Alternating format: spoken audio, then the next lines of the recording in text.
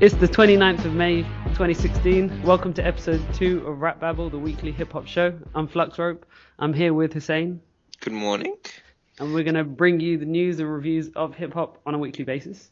First item to address is, if anyone wants to be a host with us, send us an email at rapbabble@gmail.com. We'd like to have more hosts on. And now that that's taken care of, straight into the headlines.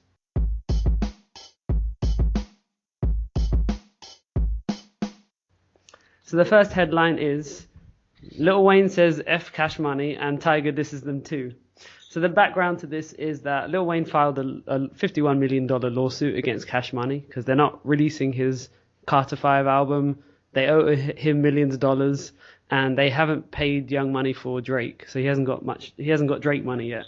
So he's suing for $51 million. So they're angry with each other. And then at the top of the year, there were pictures of Birdman and Lil Wayne together. And so it looked like they had reconciled. But as he has just said on stage, he's clearly shown that he's not happy with them anymore again. Or he's been consistent at least. He hasn't changed his mind. I thought he was a glutton for punishment at first. So, and the Tyga story is he put out a song called Cash Money. And in it, there's a line where he says, Cash Money never paid me. It's not a diss record, but it's a shot at them. But after that, he says, I'm rich anyway, So yeah, they're both taking shots at Cash Money. So, Hussein, what do you think? I think Lil Wayne is right to do what he's doing. Yeah. I think if he wants to release his album, but Cash Money aren't doing it and they're not giving him his money, then he has the complete right to say, okay, forget you guys. I'm going to do it somewhere else, or I'm going to sue you and I want my money. And I think Lil Wayne, he's quite a smart person. He might not seem or look like a smart person, but I think he's got common sense and he's quite business savvy as well. So I think he'll be quite all right. There's one bad business decision he made, which was when he completed his original Cash Money contract, he should have left and he should have started Young Money without Cash Money and he should have stood by himself. Instead, he signed back with them and now he's in a bad position. So that was a big mistake. But I imagine he was pretty high on loyalty at the time because Cash Money made Lil Wayne and Lil Wayne made Cash Money. So is it 50 million he's suing them for? Yeah, 51. 51 million. Okay. Yeah. But a lot of that's Drake money. Damn. His is 8 million, I think, is for his contract. And also he wants to be broken from Cash Money. He wants his contract to be immediately ended. And he wants the relationship between Young Money and Cash Money to be immediately cut off. So how many years does he have left with his contract with Cash? It's number of albums rather than years. All right, okay. And yeah, so he's stuck for the moment. In fact, the sad thing is he wanted to put out an album with 2 Chainz. Oh, that would have been really good. Well, he did, but because of contractual problems, it had to be classed as a 2 Chainz album featuring Lil Wayne. So he's not on the front cover and he's not in the title. It just says 2 Chainz, but every song says featuring Lil Wayne. So, yeah. But then he put out his own Free Weezy album on Tidal, so he still put out an album on Young Money, which wasn't on Cash Money. Birdman's suing Tidal and Jay-Z. Anyway. That's a big mess. But the point is, the thing that stood out to me was I thought he had gone back. When I saw those photos together, I thought, oh no, you can't, I don't respect you anymore because you're just going back to the guy who's been treating you badly. I saw those photos. To me, that says that. But they were just photos. They didn't mean anything, so they haven't reconciled. And yeah, Tyga, I'm impressed by Tyga. He's got his own record label. Tyga's like 21, 22? He has a deep voice. It makes him sound a lot older. He's like 25, something like that. Yeah, I don't think he's 21 or 2, but yeah, he's still... I think it's quite... Now he is 26. Oh, 26, okay. Yeah, so he's standing by himself. Tyga and Lil Wayne kind of like in cahoots. No, these are 2 separate stories that I just merged together because they're about Cash Money, really. All right. And Tyga's wasn't a diss record; it was just a line But I'm glad he addressed it. I feel Yeah. like you're weak if you don't say something, so you should address it. And this is to me, it's a good move. It makes him look stronger, and I didn't like him at first, but now I like him, and now I want him to win. Because he's got like the balls to stand up for himself. Because he started his own label. All right. So aside from the Cash Money thing, I'm impressed by people who go out and put their own money down, and he could have signed another record deal, but he did his own thing. All right. Next story. Gucci Mane is released from prison. On Thursday, May 26th of May, he was released. He had been locked up since 13th of September 2013. It was on gun charges. He'll be on house arrest for several months, and then he'll have probation. He was released 4 months early because they didn't count time before his trial. You're locked up until the trial, and they didn't count that time. So his lawyers managed to bring that issue up again. And so he was released 4 months before he was supposed to be. And yeah, he's back and he's out. And he released how many albums while he was in prison? Yeah, he's a workaholic. Yeah. I really like that. Do you know Yasin Blake? Nah. He goes by another name. I can't remember what his other name is, but he's in jail in South Africa for some reason. Well, just to jump in and correct you there, his name is Yasin Bey, and he was formerly Mos Def. Yeah, that's it. But yeah, he's been releasing kind of snippets of music while he's been in prison in South Africa as well. Oh, and I actually like that. Like, yeah, they've still got a drive. They're not letting that beat them down. Well, they would have to create the music ahead of time. And I know that there was one rapper, I think it might have been Lil Wayne, who had time before he went to prison. And so then he recorded a lot of music, although he generally records a lot of music anyway. Mm-hmm. But they usually stack it up beforehand and then trickle it out. And it's a great way of working when you're in prison because people forget that you're locked up. Yeah. And I think that is a danger of people forgetting you. Yeah, definitely. It's kind of ruining your career. But yeah. And the surprising thing about Gucci Mane is how important he is because he has helped a lot of people's careers. He's considered a little bit of an A&R for Atlanta. And there are quite a few, there's the obvious one is Waka Flocka Flame, who was signed to his label. But then there's other people like Young Thug, Rich Homie Quan, Migos, and Zaytoven as well, the producer, who's worked with them a lot. And all of these people, Gucci Mane helped in the early stages of their career. So he's a bigger deal than I thought. I just, read the stories and hear some of his songs, but actually he's quite important in hip hop. I think he's one of those people that's more important behind the scenes than on the stage. Yes, I guess that's the point I was making without being able to articulate it, but that's exactly what I mean. And I like these people. I want, Dr. Dre is exactly one of those. Yeah. And I want more of these.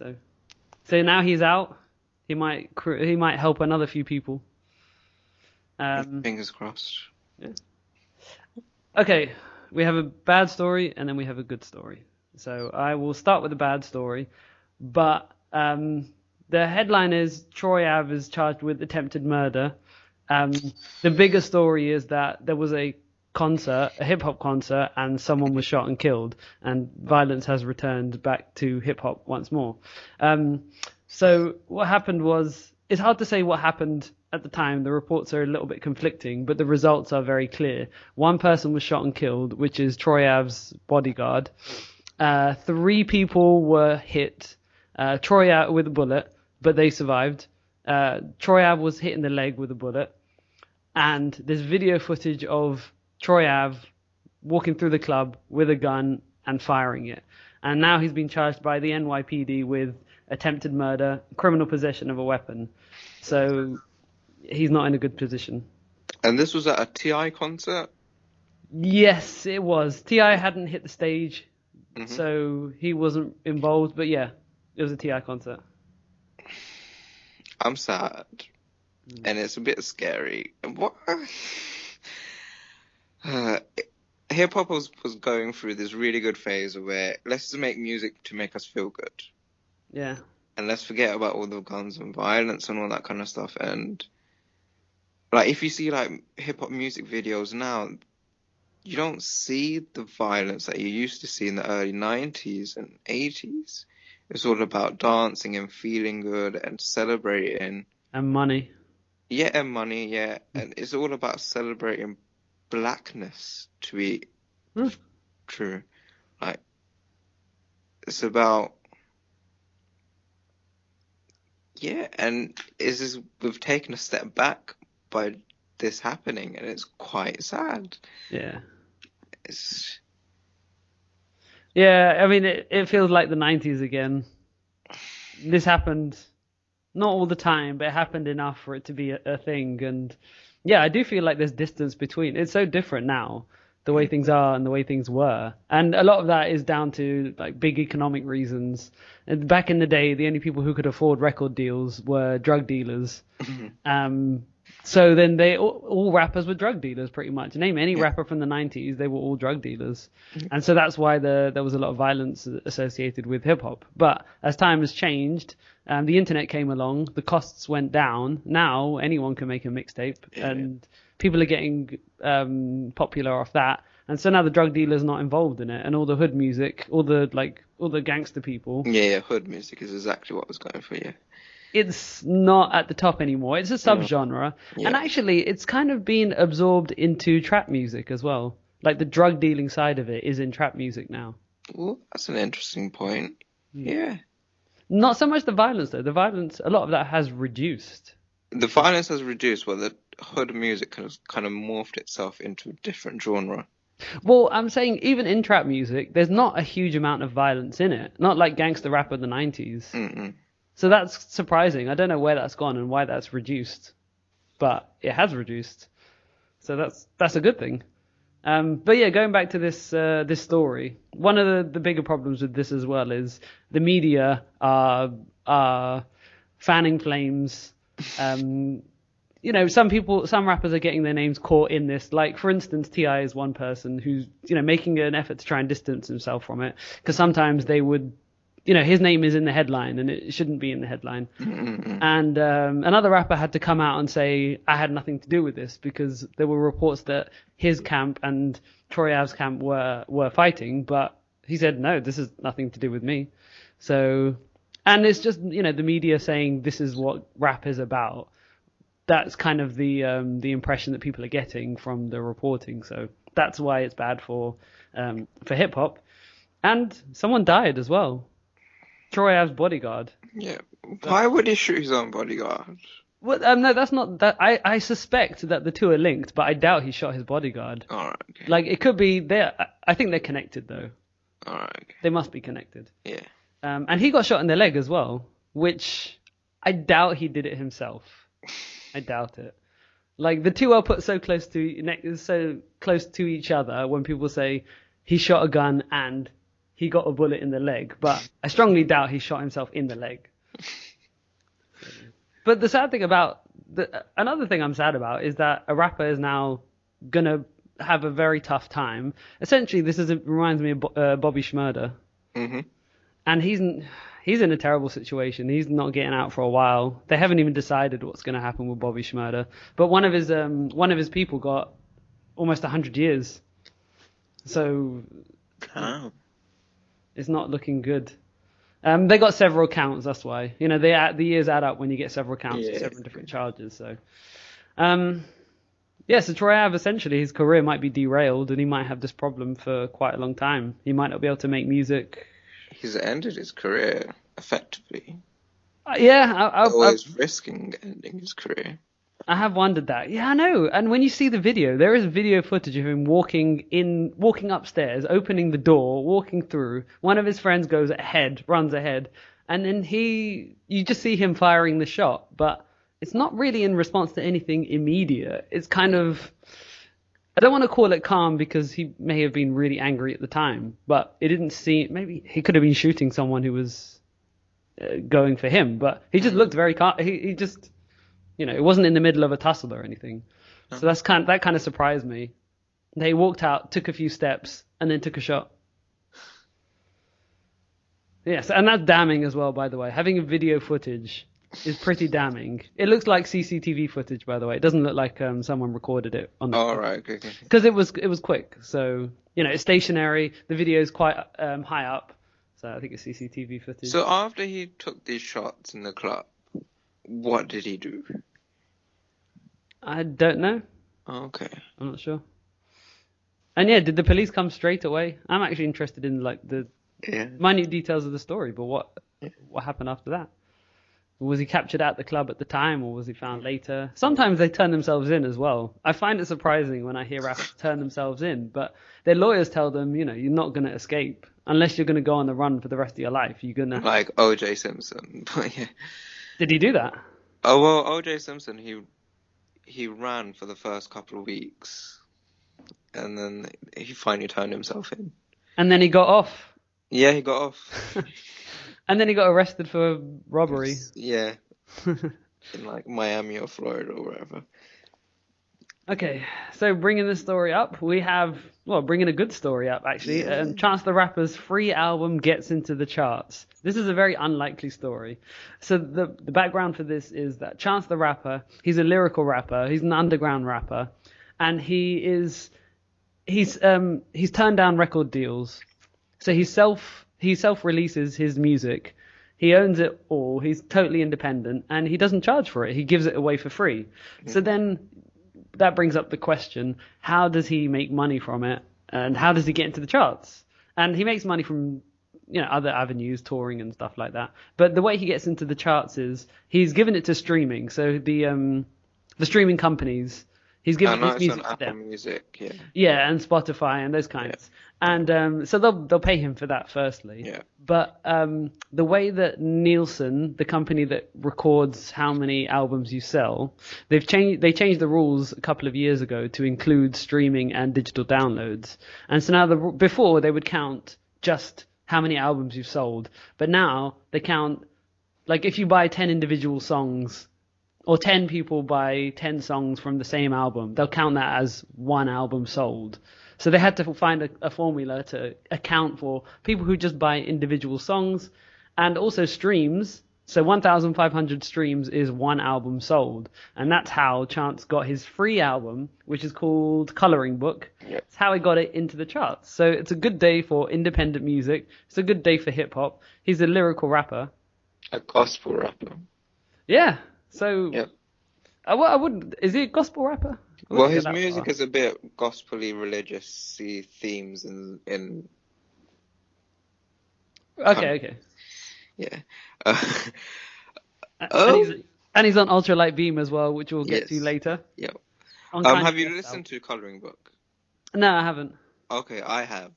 And have you listened to his previous mixtapes? Acid Rap in 10 Days? Nope.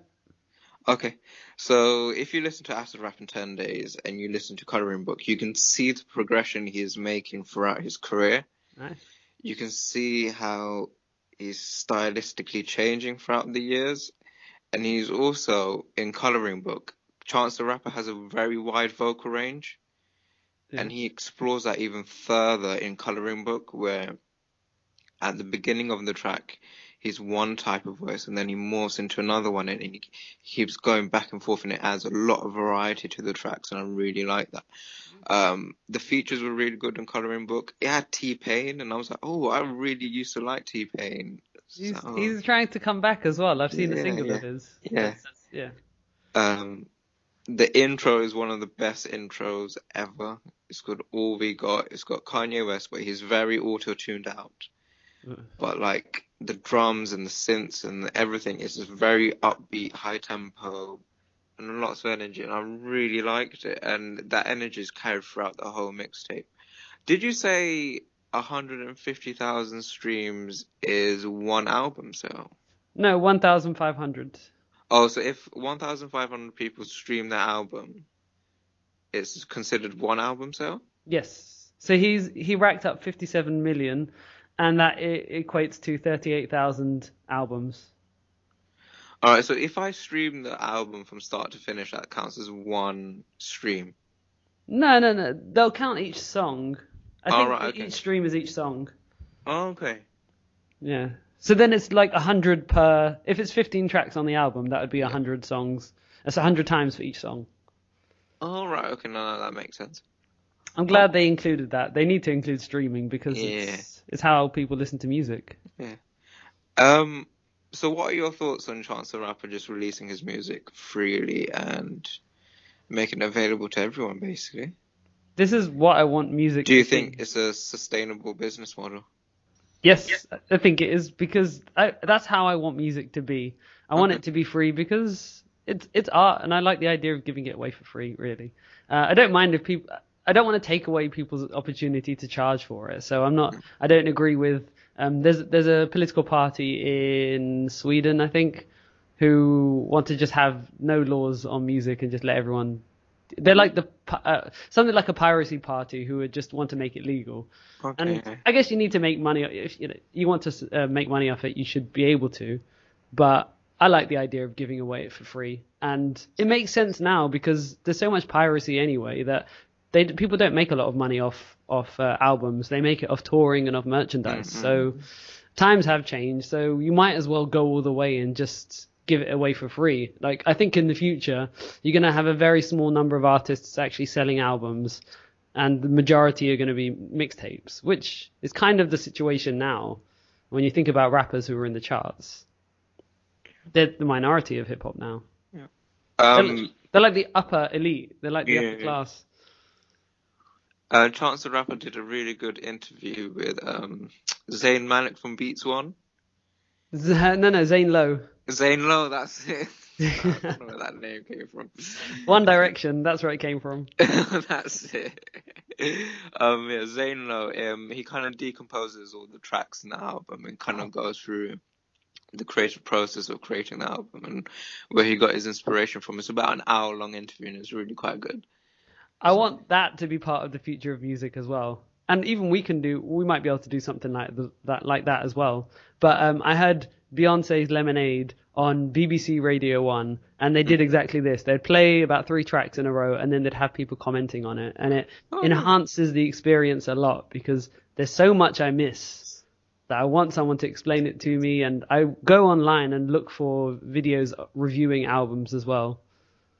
And it enhances the experience. And sometimes these artists put like subliminal messages in their music, and you kind of need someone to kind of identify it and kind of explain it to you. Yes, there is a Kanye West line as well on this album that I'll go over it later when we review the album. By the way, everyone, we're reviewing The Life of Pablo.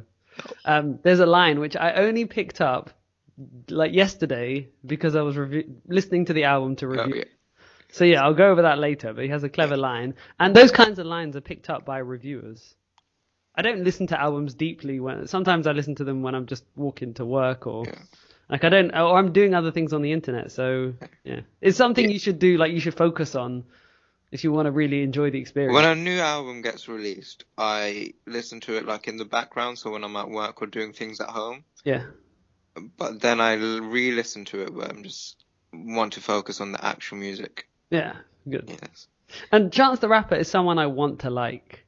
So, like, I'm really making it. I will be making an effort, and I have liked the features that he's done. But I've heard a couple of the songs, and they haven't really caught me. He's starting to turn into Nas. Nas had this exact same problem. Like, I liked him in theory, but then I listened to a couple of songs of each album and just never grips. It was only a few albums, and it was late in his career, but I could never just catch him. I could never love him. And you could get his previous mixtapes from thatpiff.com. Yeah, okay. Yeah. I'll do that, yeah. Yeah, they're quite good. Yeah. We don't have charts this week, so we're going to go straight to the review. So yeah, let's dig straight into The Life of Pablo. So let's take this track by track, and then we'll have a summary at the end. Yeah, of course. So, Ultralight Beam. One of the best Kanye West intros ever. Yes. It features Chance the Rapper, and I think that was very smart of Kanye to feature him on that first track. And he steals the show. And I think because Ultralight Beam is a gospel track, that's kind of home ground for Chance. Yeah. And just saying again, he's on these mixtapes, and the progression he's made to be on the opening track of a Kanye West album is a lot of progression, and it shows how much hard work he's put in. Yeah. I love the choir. I love Oh. the little prayer at the end. The girl, do you remember the girl at the beginning? Oh, yes, we don't want no devils in the house. That's a YouTube video. I looked that up later. Yeah, it's a Vine, yeah. Yeah. But yeah, that was brilliant. Just to give like kind of background to the album to everyone that's listening. So Kanye West kind of had a rocky history with this album, to be fair. He first called it Waves. Yeah, okay. And then he called it something else. I can't remember now. No, there was a name before Waves, and it was a ridiculous. It was So Help Me. Oh, So Help Me God, yeah. Yeah. So Help Me God, then Waves, then Swish. Swish, that's the yes, okay. That was the one where people were saying don't call it that. And then it finally morphed itself into The Life of Pablo.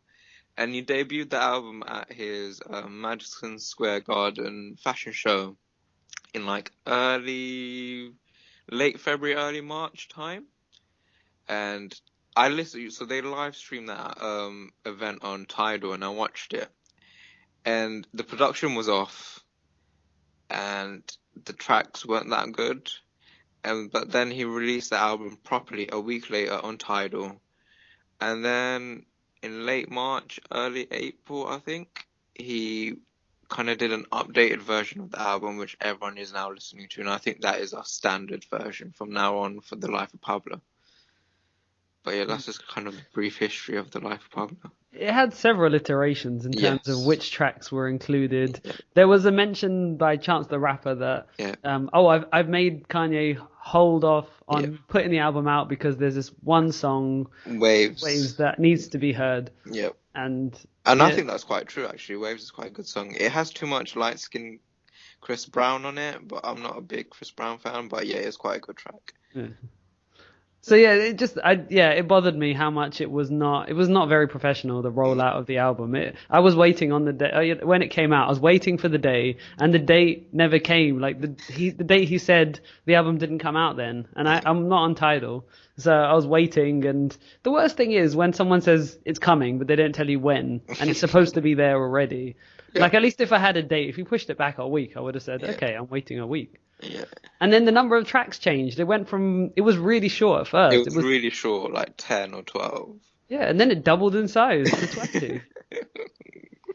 And the front cover as well. Like, it looks like it was done by a 5-year-old. I know. It's a bit silly. But what can you do? It's Kanye is Kanye. Yeah. Next track is Father Stretch My Hands Part 1. So I think for that, it's almost, but it doesn't quite hit. But it's melodic. Yeah. Don't like the lyrics. The lyrics are very stupid. If you're going to open up your album with ultralight beams and you're going to have this prayer at the end, don't then talk about bleaching assholes and getting bleaching. That line especially, that line stuck out quite a lot. It wasn't just a bad line, it was a terrible line. What do you think? So in Father Stretch My Hands, in the beginning, I think it's Future that says this, if Young Metro don't trust you, then I'm gonna shoot you. Yeah. What do you think about producer tags in finalized commercial albums? I think they're alright in mixtapes, but I don't think they should be included in like albums. Yeah, I'm with you on that as well. Singles as well is okay. Radio singles, fine, put them in there. Yeah. But yeah, on the album, I want the album to be a piece of art. I don't really want sales tactics in there. Yeah. So that's it. Yeah. One other thought I had on this song was I think it would have been great if another rapper attacks the track rather than Kanye. I don't like Kanye's part. And this is a feeling that I have throughout the album. There are many times where I just think the production is good, but what ruins it is Kanye. And, so my dream album would be a Kanye West album with no Kanye West on it. And instead, in his place, Chance the Rapper. So it's all produced and mixed by Kanye West, but it's written by Chance and rapped by Chance. Yes. And it could be any other great rapper. So I don't mind which rapper it is. I just want Kanye to stop rapping. And he can take on the DJ Khaled role, which is very important. So he'll be making the beats. He'll be choosing the beats, which is very important. And then he'll be, choosing the features and like just the management of it. And he manages his albums really well. I think Kanye, very well. And because he is a perfectionist. Yes. And he's interested in making good art. Yeah. And DJ Khaled, I question whether he's an actual producer. I don't think he's a producer. His name is on the credits, but I question that. I think he manages his albums. Mm-mm. And I used to hate that, the idea that someone's name is on there and they don't actually contribute actively to the production of lyrics. But DJ Khaled has shown that stuff is important because he does such a good job. Anyway, but let's stick to Kanye West. So, part 2. What did you think of that? I just like the transition, to be fair. The transition is my favorite part. The way it says perfect from Street Fighter and... Yeah, the perfect. I like Kanye West's fast flow on this track. But yeah, that's about it. It has Designer. Yeah. But he samples Designer. It's not like Designer is saying something original. It's just Designer's Panda. Well, yeah, it's not just sampled. It is copy and pasted. That is true. This is the biggest push I've ever seen for an artist ever in music. Like, featuring on their songs is one thing, but to include their entire song on your album, which is guaranteed to sell millions, is huge. So yeah, he hit the jackpot with Panda. Although he made Panda before he met Kanye West, so he did earn his spot. Yeah. But still, it's such a huge push. I think Kanye West was like, "Oh, this is going big. Let me just tack this into my albums somewhere." True, he may not have done it for Designer. He might have done it to help his album, but it's just totally out of place. It doesn't fit. Like this, it's a bit of a disruption in the song, in the album. So I like the song, I just don't like it in the album. Okay. And I don't like Kanye's bit at the beginning because it's like he's using auto-tune too much. Yeah, and he's trying to tell a deep story about his mother passing away and his father and all that kind of stuff, and just... See, that kind of thing needs to be its own song, and he's done that. And there's another time on this album where he does that. He'll talk about something really deep and serious. I think it's 30 Hours, which is supposed to be a song about a girlfriend who cheated on him. Yeah. But then he'll just throw in other random lines as well. So it kind of, at least with this song, I think he stuck to topic, but his part was so short anyway, and then Designer came straight in. Yeah. But yeah, the overuse of auto-tune, the singing needs to be brought down. Like, I think Future hits it perfectly in terms of how much auto-tune he uses and how much he tries to sing. And Kanye West is pushing it way too far. It doesn't sound nice. It sounds horrible. So I really hope he tones it down. Next track is Famous. The single. Yeah, a single. It's probably one of my favorite tracks on the album. Rihanna is amazing. She does a Nina Simone sample. Okay. This song has a Nina Simone sample, and it also has a Sister Nancy sample as well at the end. And to put these two powerhouses of hip hop on the album is just a great marriage. What do you think? This did stand out to me. I did love this song. I thought it doesn't work well. I'm not sure if it works well as a single on radio, but I like it. So I'm glad it's been released, and I'm glad people. The beat is really good. The beat is really catchy. Yes, and it's minimal as well. Yeah. So I've noticed he's actually started to tone down his everything that he has in the music. The production is less, and it has worked in this situation. So I'm happy about the minimalist production here. Your opinions on Taylor Swift? Why did he mention? Why is he mentioning, like, I might still have sex with Taylor Swift? Firstly, he's married. Secondly, he's married to someone who's really hot. And she's so much younger than him, and like he's already taken the trophy from her and stuff like that. So I just don't see the logic in this is just a terrible line that he threw in. Yeah. And I'm not clear on what the logic was behind it. Yeah. But that's only one line. It's at the beginning. But overall, I like the song. So this is a thumbs up. What's the next track? Feedback. Feedback. For a time, this was my favorite song on the entire album. Like, Okay. again, it's another minimalist song, so the production there's very little to it, but it's the sound of feedback that is the melody, that is the instrument, and it works well. It's also something I've noticed in a lot of rap albums I'm seeing in the past, let's say 2 years, is that there's a Black Lives Matter movement, and they need to have a track on there that kind of supports that movement. If I get what I'm saying. Yeah, I'm disappointed with hip hop's response to that. They haven't done a lot. Because in that track, in Feedback, he keeps saying, "Put your hands up and they shoot us," or something along those lines. Yeah, on the first verse actually, Yeah. and I didn't catch it the first couple of times. Yeah. But I mean, I want them to support the Black Lives movement and that kind of stuff, but it's just like, don't just put it in there for that sake. Like, yeah, try and say something meaningful then, or I'm so disappointed with hip hop. Like, this should be its own discussion topic because it's so huge, but Yeah.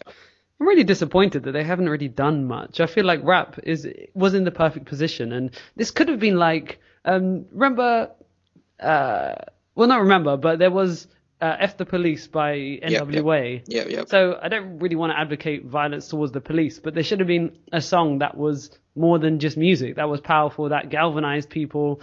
And there was a YouTube clip of people chanting Kendrick Lamar's song, "We're Gonna Be Alright." They were chanting that.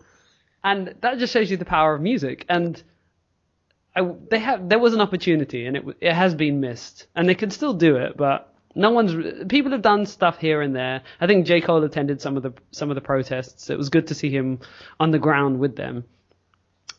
What's his name? Guy with a beard. David Banner. He just put out a song where it shows him getting revenge for all the white police officers shooting and killing black people, and he beats up a police officer who was guilty. He wasn't found guilty by law. He got off. But then he decided to show his own retaliation. Yeah, and he says at the beginning, "I'm not advocating violence towards white police officers," but that's kind of what the video implies. Even though he put a statement out, like at the beginning, it says something like that in text. But then that's what the video's about, really. Him properly beating this guy, and he takes it to extremes. Anyway, we won't talk about that too much. But even Pusha T, he had a song on his latest album as well, which he did. It's called Sunshine.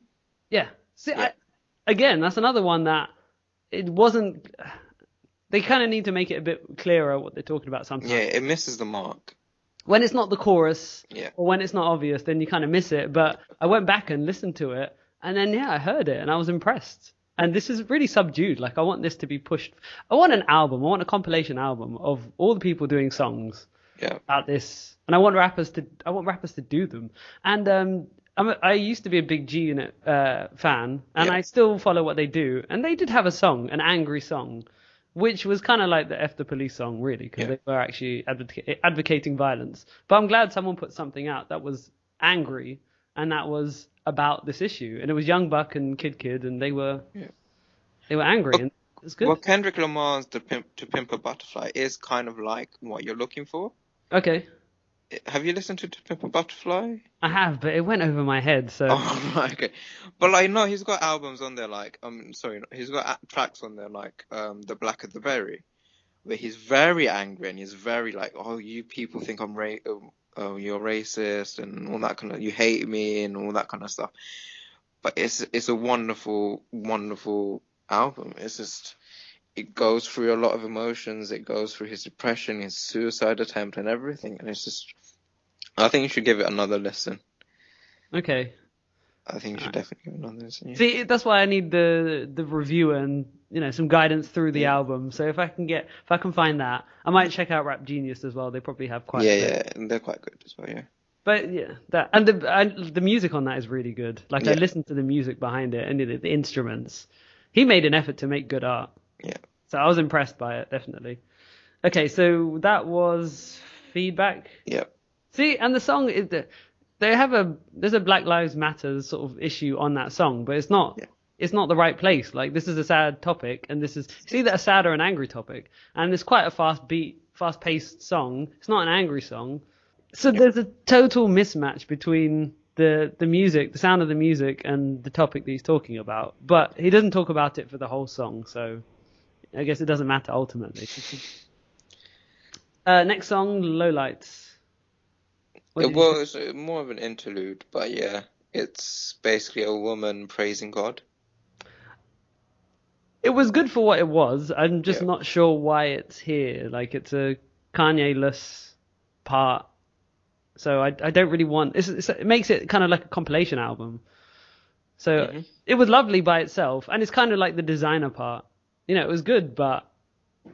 I guess it does fit more than Designer does, at least. So this does fit in with the album. But I want to hear Kanye and I want to hear rap. That's why I got the album. So... But it's good by itself. Yeah. This is exactly like the Drake song that didn't have Drake in it, which was amazing. Yeah. And then it's Highlights. So that I'm blanking on that. Which one was that? Let me pick it. It has a lot of people on it. It's quite upbeat, high tempo. Oh, this one. Okay, this is one that I didn't keep. Like, I took a lot of songs off, so that's why I'm blanking on some of them. I can talk to you for days about feedback and about Famous, but this one I took off. I mean, he had the stupid GoPro line. Oh, yes, he did. You know what? That's the third line that I've just face palmed, and I think he's starting to be known more for his bad lines than his good lines. At least off this album. What's the next after Highlights? Yeah, there was a lot I didn't like about this. The beat wasn't very good either, and just nah. Yeah, so let's skip forward ahead. Yeah. Skip forward. Freestyle 4. I actually really liked this one. I thought the beat was amazing. I really like deep bassy beats. I actually kind of like the lyrics. I know they're kind of stupid and they're kind of meaningless, but I really like them. And I liked auto-tuned Kanye in this track, and I like Designer's end bit as well. You know, the auto-tune, this is better. He's doing a better job here. Yeah. So I'm happier with this. He can bring it down to this level. Yeah. And his voice has it has a strength to it. It has like a power. It's kind of like he's half shouting. Yeah, okay, yeah. I love emotion in songs. This is why Eminem was my favorite artist for a long time. He doesn't just write a song and just talk it. He really feels it and lives it. Yeah. Like, have you heard Kim? Yeah. Wow, one of the most powerful tracks. Like, if you thought Stan was powerful, and Stan was like a freeze frame. Everything stopped. 6 minutes. I was just mesmerized by this story. And then Kim came along. And the funny thing with Kim is I didn't even have it on my original version because I got a copy of my cousin, and okay. she had taken it off because I was quite young at the time. She was younger than me, which is funny. So I never heard Kim, and then it just wasn't there. And then suddenly I discovered this song. What is this song, Kim? It's got a girl's name on the song title. You know, what's this about? And then I heard it, and it was just wow, the most powerful performance. That's got to be in my top 10 of songs ever because it was just so moving, and except for the part where he kills his wife, of course. Not good, but yeah, it was just so full of emotion. He just shouts and screams in that song. Like, I want hip hop to be that powerful. I don't want people talking. I want people feeling, and like you said, Kendrick Lamar was in To Pimp a Butterfly. Yep. So yeah, I'm gonna like that when I hear that. Yeah. But hear it again. Yeah, so the beat was strange, but it worked. Oh, did you listen to Tyler the Creator's remix of this track? No, he has a remix. Yeah, he did it with A$AP Rocky. Ah, okay. And it's actually quite good. Do you like Tyler the Creator? Yes and no. Oh, okay. Like, I do. He's got that horsey voice, and he's quite. Oh, man, it makes him sound much older. He sounds like he doesn't sound like he looks. Let's say. And he has some strange topics, so I like him. He's kind of another one I like in theory. After we record this, Google Tyler the Creator Freestyle 4 remix and watch the video on YouTube, and it is hilarious. It's like Tyler the Creator, A$AP Rocky, and a couple of other like producers in the studio, and they're just jumping about. Oh right, it's a video of them doing it. Yeah. They're just jumping about, being silly. There's a motorbike in the studio. Tyler the Creator goes upside down, and it's hilarious. By the way, he's crazy. Yeah, he is crazy. He's absolutely crazy. And he's unique. Like, he's one of a kind. Oh yeah, there's no one else like him in the rap scene right now. And he's totally unbound. He's not held by anything. He's not trying to be liked. He's not trying to do anything. He just wants to be him. So he's unbound. He's just himself. Yeah. He's not trying to impress anyone, and that's impressive. And he's quite a controversial artist as well. Yeah, hugely. Yeah. But sadly, Odd Future. Yeah. They're not really together anymore. No. That's he's doing his own thing now, but he's ambitious and he loves music, so yeah, we might see good things from him, impressive things from him in the future. Have you listened to Cherry Bomb? Nah, I'm a bit off put by Tyler the Creator in general. Okay. So yeah, I haven't really been eager. And even if you just look at the artwork of the albums, that immediately puts you off. Just, like some of the songs he's put out and some of the things he said in the songs, like, I'm not really eager to listen to Tyler the Creator, but I'm impressed with him. I think he cares about art. I think that's what I like the most about him. He cares about art and he doesn't care about what people think. Yeah. But I'm put off his music because of many of the things about him, so... Okay. I'll give it a listen if it's you're recommending it, I assume. Not really. Oh, okay. I just wanted to ask you if you listened to it or not. Nah. Okay. Okay. So, Freestyle 4, and then after that, what is? I Love Kanye. Oh, the old. I missed the old Kanye. Is the title I prefer. Yeah. He changed the title. After in the second draft or the third draft of the album, he changed the title. So now it's called I Love Kanye, but I like the original name. So kind of another interlude track. Yeah, an a cappella. Yep. This hasn't happened in hip hop for. I don't think I've heard an a cappella, in fact. So it's a very short one. Yeah, 40 seconds or something like that. Yeah. And it's kind of like nursery rhymey almost, because that's the only time you really you actually hear a cappella. Yep. It's like nursery rhymes, and this is really simple and short. I think this is Kanye showing that he's very self-aware. He knows he's changed. He knows he's not the old Kanye anymore. Yeah. Yeah, I was impressed by that. I like to hear self-awareness, so yeah. I was happy with that. And it flows as well, it bounces. Yeah. Especially because he put the Kanye at the end. So every line ends with Kanye. Yeah. And I've noticed in hip-hop, when you do that, sometimes people use the N-word as well. I've heard people do, like Meek Mill did that. And it puts melody into your lyrics. So it's always good to have that. And just the lyrics were like silly and funny and just... And he's poking fun at himself, and that shows he's not as serious as everyone thinks he is, and... It kind of conflicts. I mean, it hasn't changed my opinion of him, but I'm glad he made this song, and I love the song, and it does show the self-awareness, so it was a win overall. And I really loved this song. This is in my top 3 of the entire album. Oh. It was like this, Feedback, and 30 Hours that were my favorites. Those are the 3. Okay. So this song, I loved it. I missed the old Kanye. All right, the big one, Waves. This song is the production is pretty epic. Production is very good. Do you think it's, as we're going back to Chance the Rapper, we mentioned this, like Chance the Rapper said, "Hey, Kanye, hold off, like let's finish Waves off and then release the album." Do you think that was a good shout from Chance the Rapper? Hearing the production, if it wasn't on the album, yeah, it's worth waiting. Yeah. I mean, ultimately, I'm annoyed at him for just being so unorganized, because he never did this before. Back in the CD era, you can't be late. When the album's finished, it's taken to be pressed up, and so you don't have an opportunity. He has an opportunity now, and he's taken it. And I hate, he should have organized it properly, but because he was still making it like a week before or a couple of days before it was supposed to go out. Yeah. So that's a mistake. Although it does cut down the amount of people, the piracy and stuff. But But the beat on this is really epic. Like, this feels like the end scene of a film where the person is rising to heaven. Alright, okay. I was thoroughly impressed by this. Yeah, I really like the beginning, how I Miss the Old Kanye finishes, and then boom, there's lots of energy, and then you're picked back up again. It's quite good. But I just don't like Chris Brown. Oh, okay.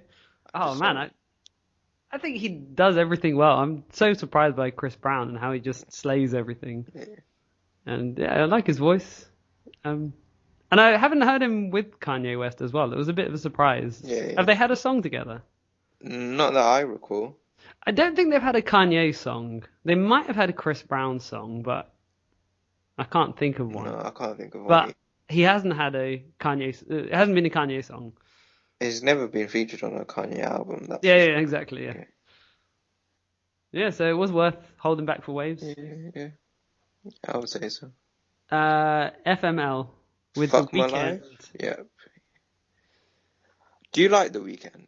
Yes. I didn't at first. I remember when before he was big, and I saw his name come up. He was on Crew Love on Drake's album, and I thought he was good. I didn't love him, but I thought he was quite good. And then he exploded, and he had those two songs, which just I loved. So those two songs, I Can't Feel My Face and The Hills, they were just so well crafted. I find his voice to be very boring. Oh, okay. And I think a lot of people are like kind of stapling him to be the next Michael Jackson. His last single actually reminded me of Michael Jackson. All right, okay. Yeah, like the music particularly. Not so much his voice, but the music itself. It just had a Michael Jackson vibe. All right. I think he's trying to go in that direction, and I think he's going to fall flat on his face because I don't think he hasn't got the pizzazz to do it. I mean, Michael Jackson, he was a legend. I don't think he's going to fill his shoes. I mean, they're totally different people. Like, even if their music kind of sounds similar, in terms of personalities, The Weeknd is really slow and quiet and hidden. Yeah. And his songs are quite depressing as well. And Michael Jackson was upbeat. You couldn't stop him moving. But, FML, it's a very serious track. It's very slow moving. And what do you think about it? I didn't like the way he delivered the song. Mm-hmm. That bothered me. So the lyrics bothered me as well. I liked it overall. Like, I mildly liked it, let's say. Have you gone past the track where you said there was a specific lyric you were interested in? This might be it. All right, okay. Okay, yeah. So then he has a line where he says, I'm going to have the last laugh in the end because I'm from a tribe called Checkahoe. And when he says in the end, he says Indian.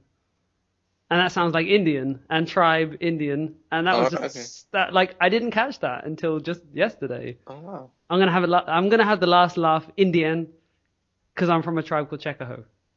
Cleverest line on the entire album. So clever that people missed it. Wow, I missed it. Wow. I'm going to have to listen to it again. Damn. I didn't think he had it in him as well. Because lyrically, he's not been doing a good job. No. So to hear that come out of him, I was impressed. Yeah. And The Weeknd works. I kind of feel like everyone's just getting him on their album now. It's just kind of following the trend. I'm a bit tired. Yeah. Kendrick had this moment as well, where even Pusha T put him on. And those two just totally mismatched. So, yeah, everyone's putting The Weeknd on. He does a good job. One thing that's surprising about The Weeknd is he always does a good job. I haven't heard a bad Weeknd feature or single. Okay. Yeah, I think he's the type of person you can rely on to deliver what he's there to do. He's got the reliability of Chris Brown, actually. Chris Brown is the other person who's super reliable. I mean, even through his legal troubles, he still managed to stay. That's miraculous that he managed to survive. But he makes good music. Yeah. It's funny, there are parallels with him and Michael Jackson, actually, when I think about it. In terms of, like, they have a huge court case. Like we were talking about Michael Jackson before, and just they both had huge court cases which could have killed their careers, which didn't. And they're both good dancers as well. Yeah, My brother's I was about to say. my brother's into dancing, and he says Chris Brown is good. Like he's properly good. Yeah. Like he must be into the scene because he's that good. He's not just someone's not just showing him these dance moves. Yeah. All right. Real Friends is next. Real Friends. So when I first heard the song, this was leaked early before the album came out. Yeah. And this is the first song that came out, and I loved it. I thought College Dropout Kanye is back. This is amazing. I loved it so much. The lyrics are like he was in the first album. He's telling a story. He's not a celebrity. He is a celebrity in the story, but he's not. There's no ego. There's no celebrity involved. He's just telling the story of the fact that he doesn't have real friends and he doesn't. And this is what fame has done to my life. And like he'd go back to family gatherings and he wouldn't spend a whole lot of time there, and he would just not kind have of his workaholic nature showing and all that kind of stuff. Yeah, and he'd just drop in to kind of say hi, and then it was really sad. And then the line, did you hear the line at the end about the cousin? No, the line. Yes. Did you hear the line? That was shocking. Families. Oh. Apparently it's true. Yeah, I'm not going to doubt it. I mean, no one would say that.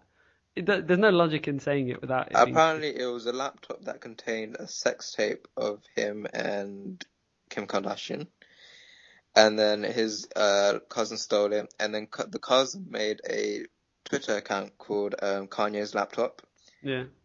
And they were just tweeting from that account, and they were gonna threatening to release this sex tape. So some people are evil. Oh, like if I was at my cousin's house and they were a celebrity, I wouldn't think about taking their laptop and holding them for ransom. It's just it's horrible, and it's a relative as well. It's not even like a distant friend. This is a cousin.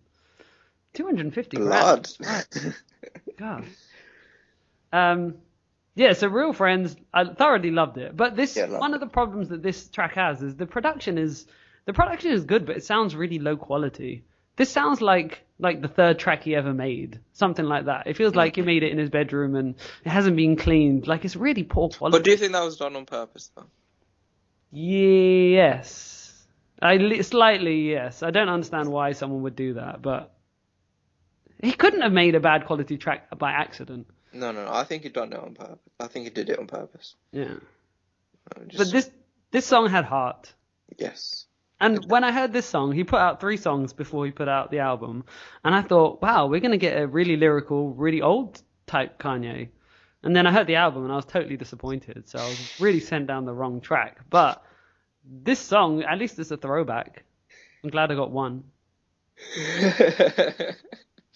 And the other song of the 3 that I was talking about were 30 Hours, and No More Parties in LA. Where are we now in the list? We're at Wolves is next. Oh, okay. All right. I've got the wrong list up. Yeah. I think there's a different list on Spotify, which I was just looking at. Oh, right. So Wolves. He originally released this in 2 years ago when he did his Yeezy season 1 or season 2 fashion show. I think it's a really good track. I like the choir and the whole boom kind of devil music, deep bass. And I think Sia and Vic are quite good features on this track. The gospel side again, it has come back. So that's 3 songs now, not including the other interlude as well. So 4, where he has this gospel feel to it, and it does work really well. This is again another really minimalist track. In fact, I don't think it even has. Does it have drums? I don't think it has drums on it. It's just Sia singing. Yeah. And then I think there's a bass line as well. There's a bass line and there's a vocal backing throughout the whole track. And that's it. So I don't like it to be this minimal. But if you're asking me if it worked, it did work. I'd give it a thumbs up. This was a really good song. I didn't like his delivery at first, the shouting, the auto-tune. But then he goes into rapping. That worked well. So I didn't like the shouting and the complaining at first and the delivery. But then when he got into the rapping, that was good. And the first part wasn't so bad. So overall, the song worked. Yeah. And this is a track that had many incarnations. Yeah. When it got first Okay. released at his fashion show, they said, "Oh, this is going to be the first track on Kanye West's new album."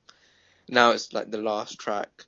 When he debuted it at his Madison Square Garden fashion show, he got rid of Vic and Sia and put Frank Ocean.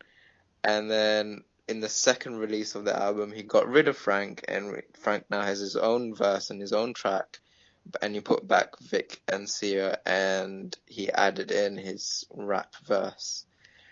And I want the Yeezy Season 2 version, where it is Vic and Sia, and Kanye West is not rapping. But I'm not gonna get that, but that's fine. I'm happy with this happy medium. I wanted to get rid of Frank, and I'm happy he did that. And Vic and Sia are quite good on this track, and I'm quite happy. See, is there a version without Vic? Yeah, there is a version without Vic and Sia of that track. Sia's in the background, isn't she? She's the voice in the background. Yeah. Because I don't think I've heard a version with Vic. So when you mentioned him, I was a bit surprised. All right. And I've heard the Frank part where Frank Ocean is separate. Yeah. So yeah, I don't like all this confusion. Albums need to be just one thing. I hate this. Ugh. And then Frank's part is quite good. Frank Ocean sounds lovely. I love the sound of his voice. Yeah. He doesn't. I don't think he pushes too hard though. I mean, it's kind of like off to the side, his part. It's a separate interlude. It doesn't have any music behind it. No. He's just kind of repeating what has been said already, I think. Yeah. So I didn't like that, but it sounded nice. Yeah. But I'd prefer if he was actually part of the song. Yeah. Then there's a Silver Surfer intermission, which is not really worth mentioning. It's just an interlude about a rapper talking, giving him props, and then we get to my favorite track of the These are kind of like the bonus tracks now of the album. Oh, well, they were and they weren't. Yeah, I think it changed. Yeah. Don't know. I think we should consider them bonus tracks because they don't fit in to the whole cohesiveness of the album. That's true, actually. Now that I think about it, the next the next three songs are quite fast. Yeah, and they're just completely out of the blue, like weird tracks. See, I'd love to have an album of these two songs, or these three, in that tempo. Like, I wish he split this into two and then had the bottom part as the next album, because that would work. You're right, it totally doesn't fit at all. Yeah. 30 Hours is one of your favorite tracks? Yeah, this is my favorite track of the entire album. The lyrics are, I mean, I can hear what he's saying, and he's, the 30 hours is a reference to the fact that he had to drive 30 hours to go to see his girlfriend. Mm-hmm. So it was a long distance relationship, and then in the end, she cheats on him. Yep. And he has a line at the beginning where he's talking about the relationship, but then he just goes and talks about other stuff, other random stuff. So lyrically, he's not using auto-tune, he's not singing, and he's rapping, and I can understand what he's saying. So with the lyrics, I'm okay with the lyrics. They're not too bad. But what really stands out about this track is the production. The production is amazing. This is my favorite beat on the album, and my favorite beat for quite a long time.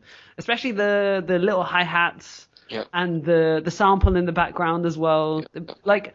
He does two really fairly short verses, back to back with the chorus. Like, he gets through it quick, and then he just has another 3 minutes where he's just ad-libbing. Yeah, that's what I was gonna say. Like, that is just like the worst part. You could have just ended it there, Kanye. Like, we didn't need to know you're in the studio and your phone rings.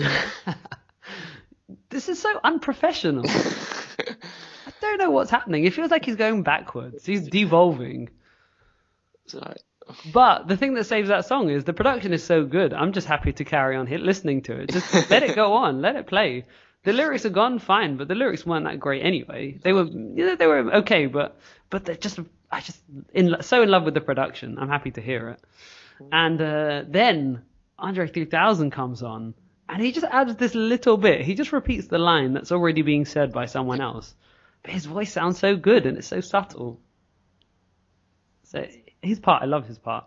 But this is my favorite song, based solely on the production. Okay. And the rapping as well. He goes along with the beat well. Yeah. So he complements it. Yeah, he's got a good flow on that. Yeah. But yeah, the sample is good as well. The 30 hours, the person in the background. Yeah. I love voices as samples Yeah. when they're instruments in the Yeah. song. Oh, okay. Another one he released early, No More Parties in LA, featuring the guy that everyone gets on their album because he's big now, Kendrick Lamar. I And actually really like this song. yeah, It's Kendrick Lamar is a really good like he's got a massive flow. It's a tongue-in-cheek track. Yeah, I really liked it. this song, like this is again feels like College Dropout. Yeah. What Kanye's rapping about, the sound of the beat, it's up tempo. So these two songs, this one and not 30 Hours, but Real Friends, the two of them made me think, oh, the College Dropout 2, like that's what this is gonna be. Yeah. And I was proven wrong, but I loved Kanye's verse. He felt like a rapper again. Yeah. And he was telling a lot of stories, like the fact that his one of his employees had crashed his car accidentally just as soon as he bought it. And I think this track was produced by Adlib, so he's quite a good producer. It's quite Madlib, can't remember which one, but yeah, he did the beat. It might be okay. Yeah, all right. So yeah, it is a really good beat. Yeah. It is a really good beat. So I'm happy. It was very much a summertime song. Now that you mention it, yes, it's a happy, good feeling. Yeah. So he should have Kind of delayed. barbecue song. Yeah. Okay, then came Facts, which is another song that was released ahead of the album. I didn't think this was gonna be in the album. Yeah, I didn't think either. It's just like I thought Kanye was just messing about. So this is the song where he was rapping. This is oh yeah, I remember the song. This is Rich People Problems. So this is the one where he complains about this is about Nike and fashion, like Nike and how they treat employees like slaves and all that kind of stuff. Yeah, and the story is he wanted to design trainers with him, or sneakers trainers with them, and they won't let him. I think they let him do. He did a Yeezy pair of trainers, and then he did a second one with Adidas, and he was unhappy that Nike didn't pay him for the first ones, and he just kind of expects to walk in at the top floor. He expects to be just respected as, I design clothes now. I design trainers, so let me create and stop getting in my way. And actually, he hasn't earned his place, so I could rant about this. This could be another discussion topic, but we don't care about this stuff. He's making his struggle as if this is the struggle of mankind. Like, they are holding me back. I cannot design clothes. I cannot design trainers. And he's put it into a song, and I don't care about this stuff. I hate it. Stop it. So I hated the lyrics. I liked the beat was pretty good, but he changed it. Yeah. Another sign of disorganization. He changed it. So I would like this if it had better lyrics. If he was complaining about something else. So that brings the track down. Yeah. No, I didn't like it. Yeah. I really don't like it. I was quite disappointed that he didn't put out All Day. Yeah. Oh, yeah. I totally forgot about that track now. That bounced. Yeah, that did. Yes. And he did that thing I said where he puts a word at the end of every line and it makes the song bounce a lot more. And I saw that video of him at the Brit Awards with the flamethrowers and then like massive 30 people dressed in black. Skepta was there. A lot of UK grime artists were there on stage. Yeah, he had like a who's who of the UK hip hop scene. So even though they don't need to be there, like they're just in the background, they don't contribute at all, but they're just there.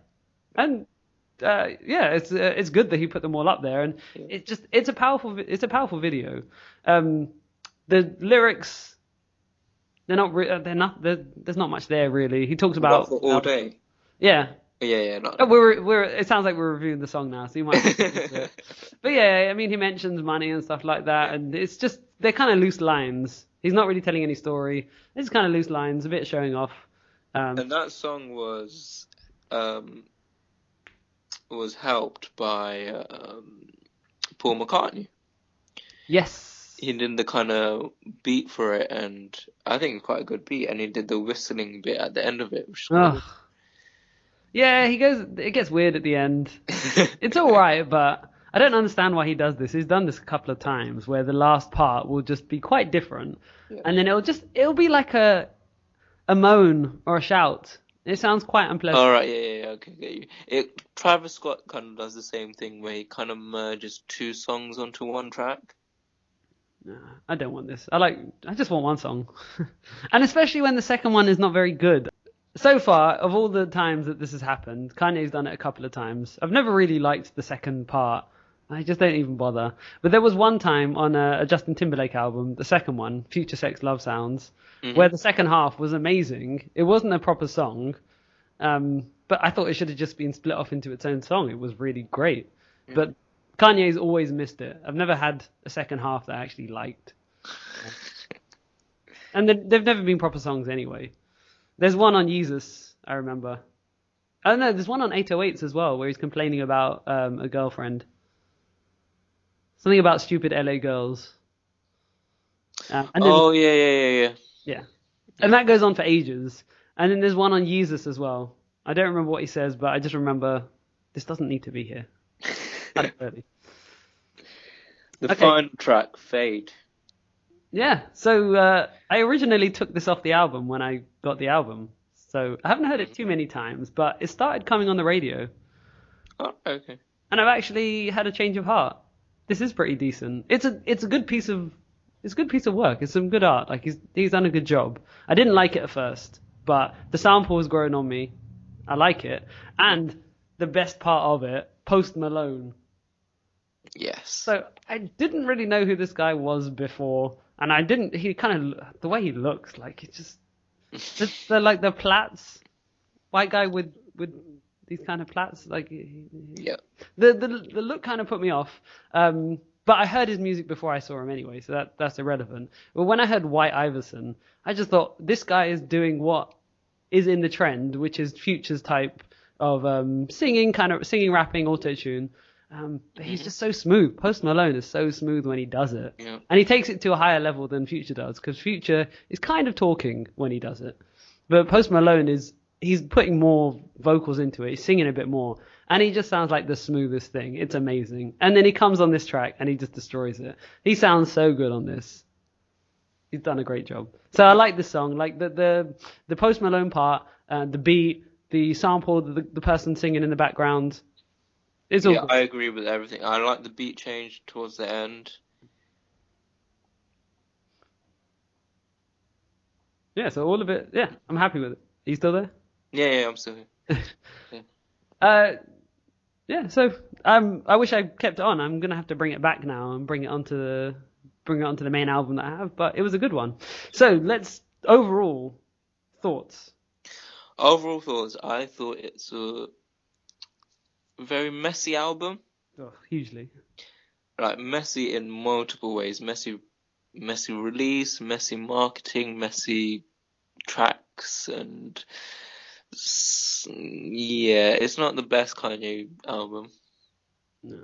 And I'm a bit disappointed. I'm gonna go one further and say it is the worst Kanye West album. Ooh. I have loved everything that he's put out, and I've been loving them less, and it's hit a low point here. Not to say that this album is bad, No. but everything else he's put out has been high quality, and everyone pretty much agrees with that, with one exception, Yeezus. I loved Yeezus. I thought it was brilliant, and I would much rather have Yeezus than this. Yeah, he made Yeezus in a week.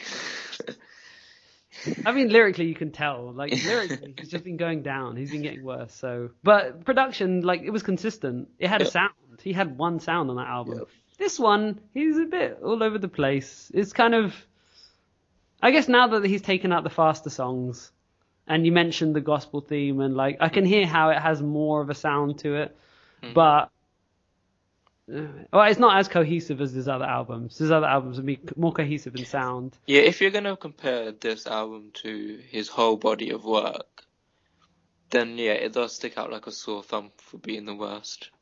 Especially lyrically as well. Yeah. He does hit new lows. Yeah. with some awful lines and the singing as well. Like 808s and Heartbreak, he did a great job there. Yeah. And it feels like he's just, I don't know what's happening, but it's not sounding as good. Maybe he just feels like he's losing his I think his he's getting talent. old and just losing energy. Yeah, losing his stamina. But his judgment is starting to. I'm really questioning his judgment because his judgment was spot on. Even 808s and Heartbreak, like he was going in another direction, and there was not a good reaction from 808s from like hardcore hip hop fans. No. And I just thought it was an amazing piece of like it wasn't rap as such, No. but for what it was amazing. And so yeah, that kind of proves like his judgment is spot on, and now his judgment is all over the place. But I just the thing is I don't think he's trying anymore. I think music is just a side thing. It's something he does. As with Jesus, I'll do it in a week, and it's not his focus, and that's why we get this. So, Yeah, I think fashion is more important to him now then. yeah. He needs this though for his bread and butter because Yeah. money's he tweeted that he's 50 million in debt. But you know what? When it was 20 songs, it was messy. Now that you mentioned it, it's 14. That has changed my opinion of it. The rating has gone up because it sounds more cohesive now. Mhm. So that's made somewhat of a difference. But the times where he's auto-tuning too much and singing too hard, and there's a lot of things I don't like. So yeah, this is my least favorite Kanye. So out of 10, what are you going to give it?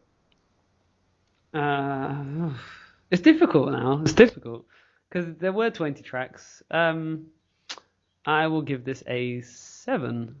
Ooh, I was going to say the same thing. Yeah. Yeah. Go on. No, go on. It's still quality. There's still a lot of quality here. I mean, and I want to bring up the point of the fact that it sounds low quality. It doesn't sound like it's well produced. It sounds really cheap quality. But putting that aside, he still does a good job at making these very different, kind of strange beats, but a lot of them still work. So he deserves a 7 still.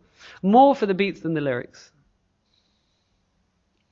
Okay, yeah, I definitely agree with that. Because the lyrics are just substantial. I don't think there are many that I even like. Like if someone gave these lyrics to me written down and said, "I'm trying to get a record deal," I'd throw them all away. Were there any lyrics that were any good? Well, Real Friends. Real Friends was good. No More Parties in LA. Yep. Chance the Rapper's part. Yep. The rest of it was just not particularly great. Yeah. Oh. And the sad thing is, like, we're both huge fans of Kanye West, and you wait 3 years for an album, and it comes, and then it's kind of disappointing. So I don't want to have to wait another 3 years. Well, he did say he's gonna release an album this summer. Yeah, I think it'll be less than 3 years this time. Yeah, definitely. I think he needs money firstly, so that's one thing. So I hope he does put more music out, and I hope it's better. I hope he focuses a bit more on it. That's the album review. Those are the final words. And tune in next week for the next episode. See you later. See ya.